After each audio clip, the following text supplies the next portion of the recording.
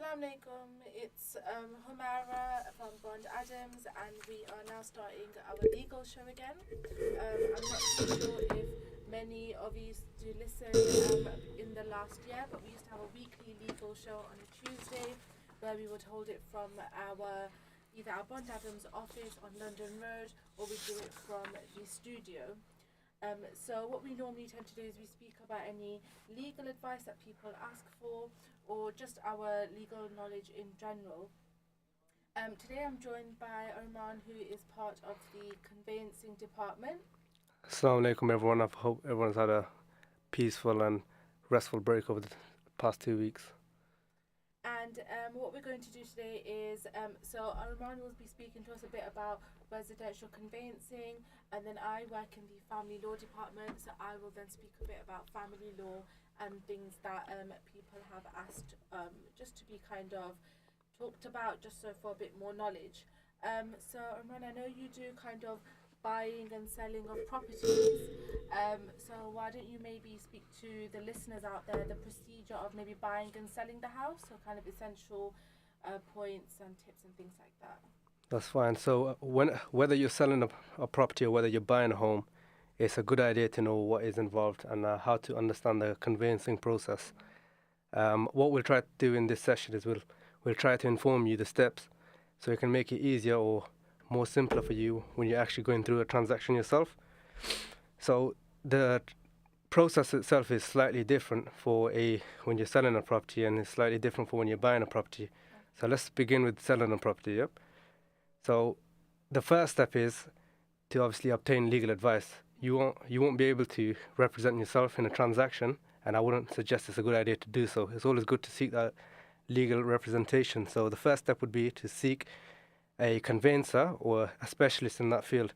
So once you've actually found a representation, once you've actually instructed someone, what the solicitors will then do is they'll send out instructions by letter normally or by email, and they'll send out the terms and conditions of their actual firm policies itself and their fixed fee costs.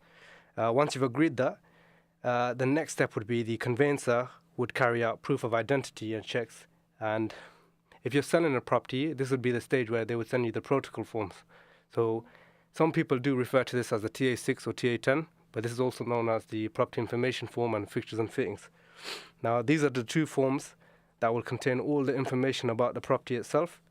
Some of the information that you'd see in typical documents like this would be things such as what is included in the property itself. So these could be things such as wardrobes, fittings, sockets, lights, bulbs, etc. The second document, the property information form, that would carry more intensive information itself. So in that document, it will show you information such as whether there was any works carried out on the property, whether there was whether there's been any purchases, any services on the boiler itself, any electrical works that's been carried out. So at this stage, the conveyancer would send these documents to the seller. Once this has been complete, the seller would then obtain, or the conveyancer would obtain title deeds from the deeds holder or official copies from land registry itself.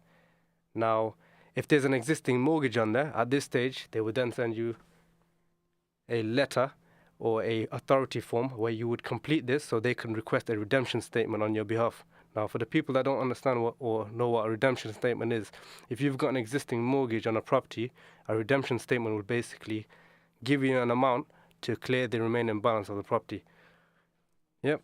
Now, the next step would be the conveyancer would prepare a draft contract and supporting contract documentation, which they would then send to the buyer's conveyancers. Now, the draft contract and the supporting documentation would contain information such as the property information form, the fixtures and fitting, the contract, and any other title-related documents. At this stage, the buyer's conveyancer would then raise any pre-contractual inquiries with the seller's conveyancer, and some of these questions may be referred directly to the conveyancer, and most of them will directly be to the seller itself. Now, the conveyancer can assist you with these questions. However, it would obviously be up to the seller to answer them to the best of his knowledge. Now, once obviously that pre-inquiry stage has been satisfied and the buyers are happy with the inquiries that have been, or the answers that have been provided to them, the next step would be to obviously agree dates for exchange and completion. Now, what you need to understand is, once you actually go forward to exchange, you actually enter into a legally binding contract. Now, both parties would be legally bounded to the contract, which means that they would have to carry out the obligations of the transaction itself. Now, once the completion date has been agreed, they would formally exchange, meaning both parties are legally committed to the transaction. The seller's conveyancer will obtain a settlement figure to repay the outstanding amount for any existing mortgages, and if applicable, the buyer's conveyancer will draft a transfer deed and send that to the seller's conveyancer. Now, the seller will need to approve this prior to obviously moving forward to exchange or completion. The seller's conveyancer will also need to check the transfer deed and send to the seller for signature in readiness for completion. And at this stage, they would not require any dates on any of the documents. This would be done on completion day.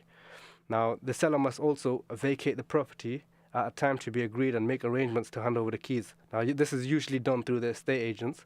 If there isn't any estate agents involved and this is a private sale, this would be done directly between the seller and the buyer. Now, the seller's conveyancer will need to send the title deeds and the transfer deeds to the buyer's conveyancer once they have completed on the transaction. So once all the funds are in, once they've exchanged, the buyers on completion day will send the funds over to the seller.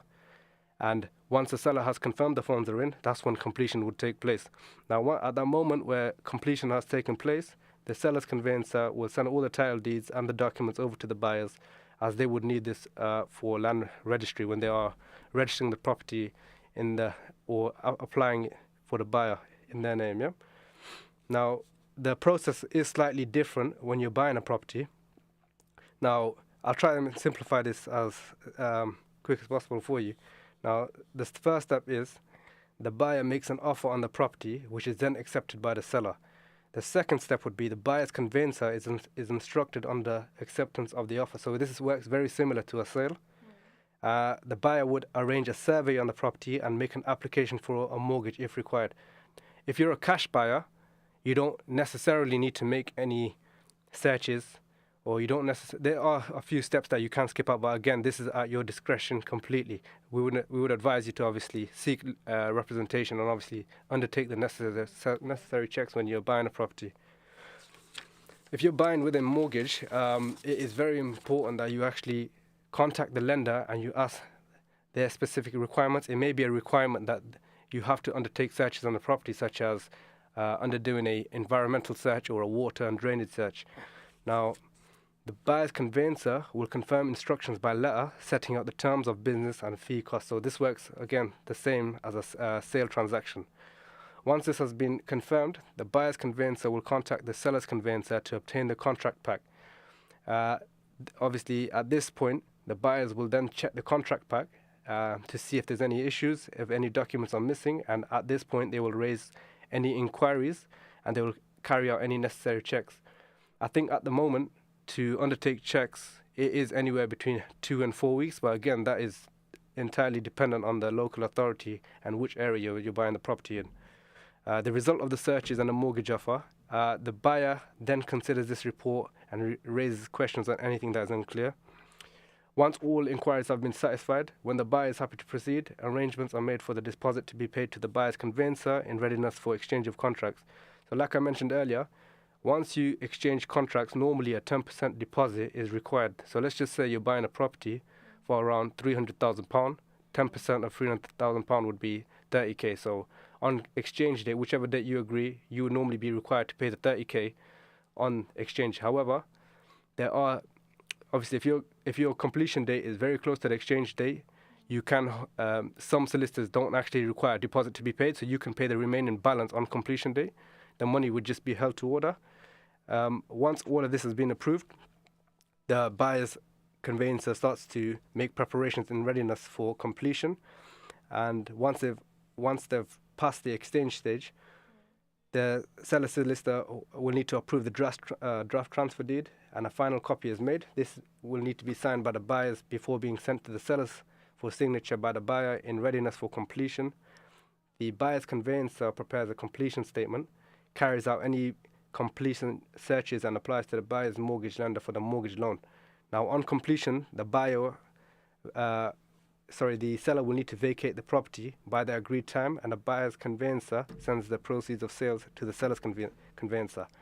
Now, the seller's conveyancer releases the keys to the estate agent if one is used, and sends the title deeds and transfer deeds to the buyer's conveyancer together with an undertaking to repay any existing mortgage if there is a mortgage. The buyer's conveyancer will then send stamp duty payable to HMRC. That's of course if there is any stamp duty payable. They would then receive the title deed transfer and proof that the seller has paid the outstanding mortgage on the property. Once the land registry is happy with this, at this point the property would then be registered on the new applicant's name. So, I mean, I've heard a lot about auction properties as well. Yeah, that's quite popular. it is really popular. Can you tell us a bit about auction properties? Yep, so in terms of auction properties, let's have a look. So what you would have to do is to ensure that you're ready for an auction property, there are very essential steps that you will need to take. So I'd say the first thing is to actually get a hold of the viewing catalogue. So this is normally available in print and online around 3 weeks. You can request for the auctioneers to provide this to you directly by post. Each property will be listed with a guide price. This is different from the reserve price, which is normally kept confidential. The reserve price basically means that this is the minimum price that the seller will usually accept. You need to be aware that the guide price and reserve prices can change up to and on the day of auction. So that's very, very essential. So you need to make sure when you go to the auction house, you need to make sure that nothing has been changed. You just confirm that with the auctioneers. It's very important to register with the auction house. A lot of people just tend to turn up to auction houses without actually registering, and then they find out obviously they're not able to bid. It's very important to view the property before you're actually entering any auctions. You can do this by booking viewings through the auctioneer or agent. I would advise to take a specialist with you, such as a builder or a surveyor, just to get the advice on any costs of repairs to help you decide how much to bid. One of the key things, I think this is very, very important, is to arrange a mortgage in principle. If you're a cash buyer, that's perfect. You don't need any type of funding. You've got the cash readily available. But if you're not a cash buyer and you are hoping to obviously fund the transaction with any sort of funding, it's very, very important to arrange a mortgage in principle. Now, you can do this by obviously obtaining advice from a mortgage advisor, and they can help you with this. If your bid is successful, you'll have to set a number of days in which to exchange and complete. So you need to have the right mortgage. It's very, very important that you get the legal pack checked as well prior to bidding on the auction. A lot of properties have a lot of restrictions on there that may take a few weeks to obviously remove. This is something that a lot of people need to bear in mind as well. It would be important as well to get an independent valuation. So this is to check that you won't be paying over the odds. Something else that a lot of people need to think about as well is to decide and set your price limit. So a lot of people go there and they have a fear of missing out. So they have no guide price. They have no set price of what they will bid, and obviously that is not good. So, and another thing that you need to bear in mind as well is you need to arrange buildings insurance. So once you've actually bid on a property and it becomes legally binding, so it's different to the traditional private sale when you're buying a property. So at auction, one of the biggest risks is when you buy a property, you automatically exchange contracts, which means, like I said earlier, you automatically become bounded to the contract. Now, if you try to back out the transaction at any point, you could either lose your 10% deposit, you could be taken to court for specific performance. So that's something. So what that basically means is, if you're taken to court for specific performance and you're held liable, what would happen is the courts will order you to complete the transaction. Now, like I said, if you don't have a mortgage in principle or you don't have any funds ready, there's no way that you can fund that transaction, so you will automatically lose your deposit. If the property price, like I said earlier, if it's around 300k and you put a 10% deposit of 30k, you would automatically lose that 30k. Now, I'll explain a little bit about how the auction process works so the listeners will understand. So now on the day of the auction, you need to ensure that you take the right paperwork. So this includes things like your photo ID, proof of residency, details of your solicitor, and the means of paying the deposit. So we would advise that you have the funds readily available before you enter a auction house or auctioneers. Listen for any last minute changes before the bidding actually begins. The auctioneer will check that everybody has a copy of the addendum or the information sheet, and will read out any alterations to the catalogue details. This is the point where if you are unsure of anything, you can raise any questions and you can get that answered.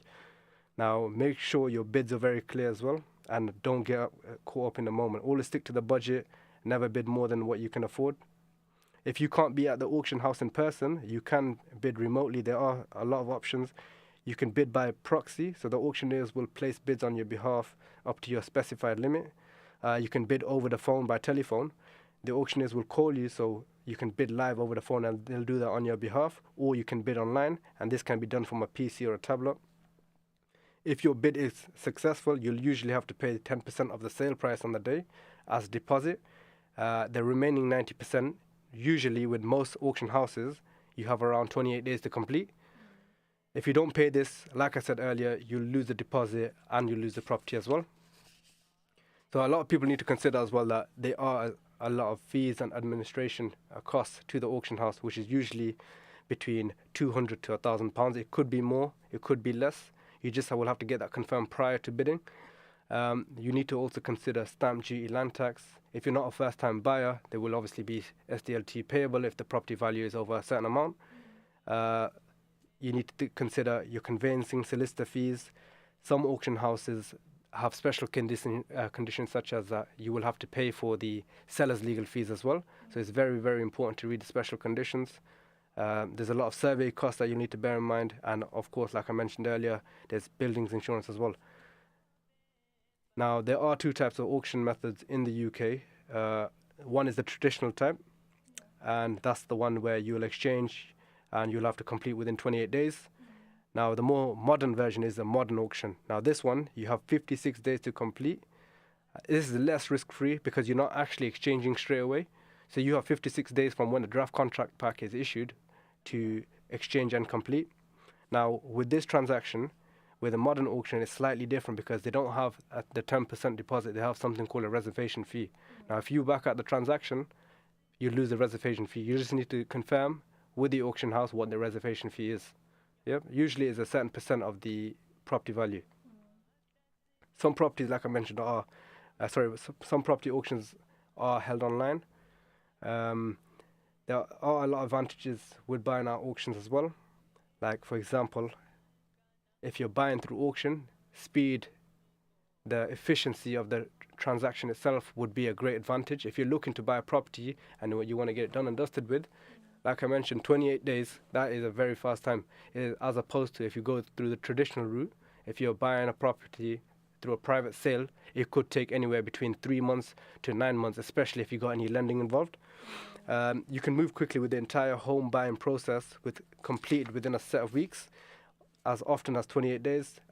Transparency, that's another advantage as well. You'll be able to see other bids for yourself, and there is no risk at all. Fairness, there is no pressure to get your offer in first, as with other property buying methods.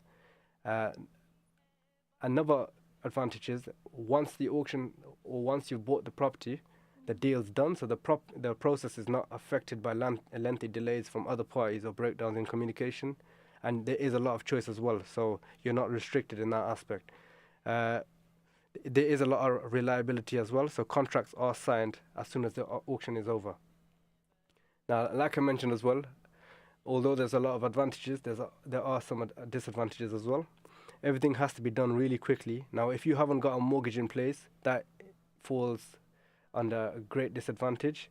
Now, from arranging a survey to asking your solicitor to check the legal pack, other things you need to watch out for is, do you have your funding in place? If your bid is successful, you need to be able to pay the 10% deposit there and then, and the remainder shortly after. Something else you will need to consider is, will you go over budget? A lot of people, what they do is they go with a set amount, and because they have the fear of missing out, they'll start to tend to go over that budget. So make sure you set yourself a limit, as it's easy to get carried away on the day. Will the price change? Now, the guide price is often set low to generate interest and is not an estimate of the likely sale price. Rising guide price can mean there's a lot of interest from competing buyers and the property you're you've got your eye on could sell for a great deal more than you expected. And buyers beware. So this basically means that defective properties with structural problems, short leases, defective covenants, such as no legal right of access or restrictive covenants, such as how the property can be modified or extended, are often sold through auction. So, like I mentioned earlier, it is really important to get that legal representation prior to entering an auction. Okay, well, that's quite helpful actually. And what kind of things should you look for? So when buying a house, what's important to look at, or maybe to look out for, just to kind of avoid getting yourself in a bit of a mess, I guess. Definitely. So what I would say is if you're in the process of buying a property and you're in the stage of viewing properties, Yeah. one of the biggest signs is to keep an eye out for the signs of damp. Now, the main giveaway signs for damp is mouldy smell. You can tell by the flaking plastering boards or watermarked walls or ceilings. Now, this is very important. This is what I mentioned earlier. It's very, very important for you to take someone specialized in that area, such as a builder or a Yeah. structural surveyor with you. You can obviously, it may cost you a little bit extra, but Mm. obviously it's a risk-free process, if that makes sense. You could save yourself a lot of money by finding these issues earlier on in the transaction. Um, I would say if you're visiting a property, it would be very, very important to make sure that the structure itself is sound. Yeah. Now, you can tell if a property is going through issues by looking at a wall and seeing big cracks. You could see hairline cracks. If you're looking around, if the property's had any alterations or any extensions, you can just have a look at where the joints are and the bay windows and just have a look. So you can call a surveyor and then they can investigate that for you later. Okay. So it's very, very important to also know whether the property has any access ways. So whether there's any flying freehold. Flying freehold basically means whether any part of the property is overhanging with the neighboring property. Now, if you're buying with a mortgage, that could be a big problem with your lender. Yeah. Now, it's very, very important to go visit the property itself. A lot of people think that they can see the photos online and that's it. But you need to understand that some of these people that are selling the properties, they take photos in certain ways. They make the property look more appealing. So it's always best to go and visit the property itself. Yeah. You need to also ensure that is the room or is the house big enough for your own needs. That's a major thing as well. A lot of people they look at photos online and they think this room's really big, and when they get there or when they bid on auction and they tie to the contract, Yeah. the space that they've seen is nothing like what the pictures they've seen online.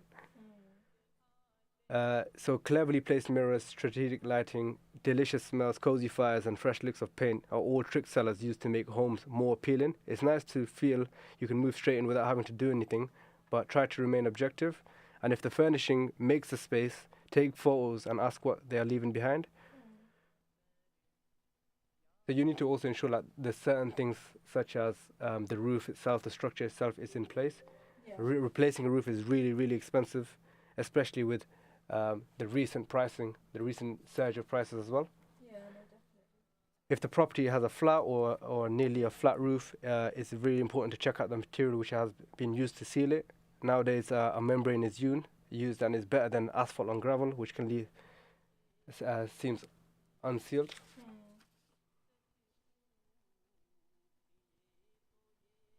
Okay, so that's quite interesting. So if anyone has any questions, you can always, we're on social media, so you can always kind of drop us a message, and we'll be more than happy to either respond via direct messages, or you can even give us a call, or we can obviously just pick it up on our next session. So let me just have a look.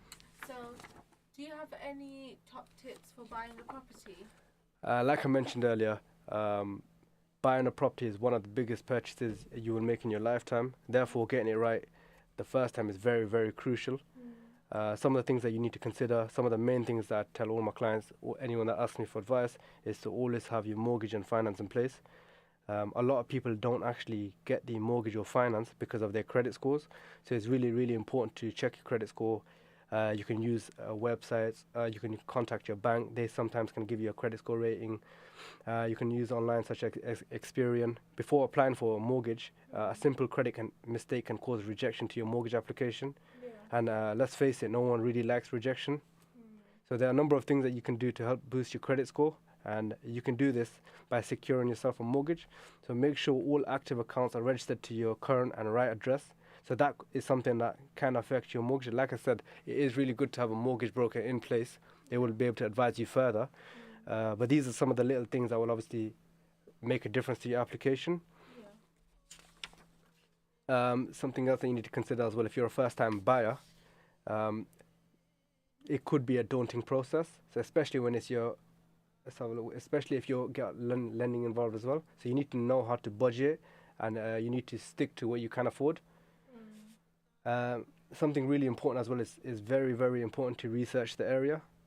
So it's worth asking the questions that are going through your mind with the seller directly itself. Is there a club nearby? Is there shops nearby? Is it busy at night time? These are the really questions that will affect the value of the property. If is the road very busy? Does that make sense? Yeah, no, definitely. I hope this information helps. Okay, so that's quite informative. So yeah, like I said, if you have any questions, then feel free to either drop us a message across our social media, and we'll definitely get back to you. Yeah. That's fine. Humar, why don't you tell us a little bit about yourself? So I know that you work in the family department, yeah? Yeah, that's so right. Why don't you tell us about divorce law? I know that the law has changed recently, and it wasn't not so long ago, right? Yeah, no, that's right. So I think it was maybe towards the middle, early 2022, where the divorce kind of procedure changed. Prior to that, it was a bit more different. But now they've kind of made it so now when you have a divorce application, you can apply by yourself, or you can even do it with your partner. So that was something that they never had the option for before. So now what you're able to do is you and your partner are both able to kind of jointly apply for the application, and you also don't have to put a reason as to why you want to get a divorce. I know before there was like 5 reasons as to why you want to get a divorce. So it could be like behavior, it could be just that you've been separated for so many years. There's quite a few options, but now there's actually no reason to even give a reason. You just kind of have to just fill out the application and submit it to the courts, really. So yeah, you can either do it jointly or you can do it by yourself. It doesn't really make a difference to the price. It doesn't really make a difference to the process, unless of course the other side don't want the divorce. Then obviously it becomes a bit harder, and it may just kind of lengthen it out a bit. But in terms of cost, it's still the £593 court fee, and you are able to kind of get help with fees online as well if you are on kind of low income. But I mean, it's the divorce process itself has changed as well. So now, so if you was to kind of apply, you fill out the application as normal and you send it to the courts. Yeah. Now, obviously, if you apply solely, then it gets sent to the other side, and they have to kind of acknowledge the divorce. So they have to say whether they accept it or they refuse it. In terms of refusal, you have to have a proper reason as to why you don't want to get a divorce. It can't just be obviously because you don't want one.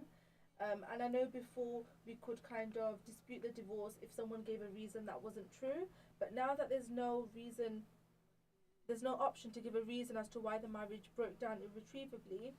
Now it's more just kind of, you have to have a reason as to why you think you shouldn't get a divorce. So whether you think legally it shouldn't happen, or for some other reason, but it can't just be because you don't want a divorce from that person. Now, once you apply for that divorce, it gets sent to the other side and they have to acknowledge it.